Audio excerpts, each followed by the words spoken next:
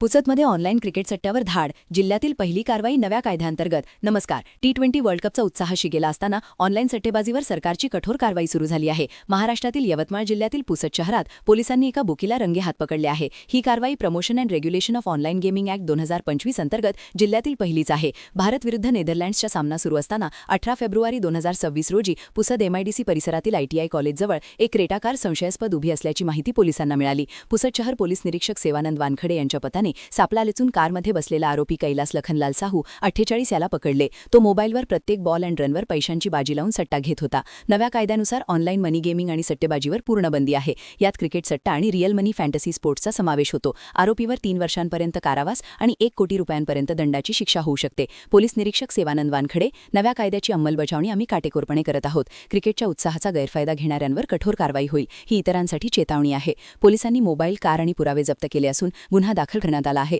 T20 world cup दरम्यान अशा सट्टेबाजी वाढत असल्याने नागरिकांनी सावध राहावे आणि बेकायदेशीर क्रियाकलापांपासून दूर राहावे, असे आवाहन पोलिसांनी केले आहे. अधिक अपडेटसाठी आमच्याशी जोडले रहा. धन्यवाद.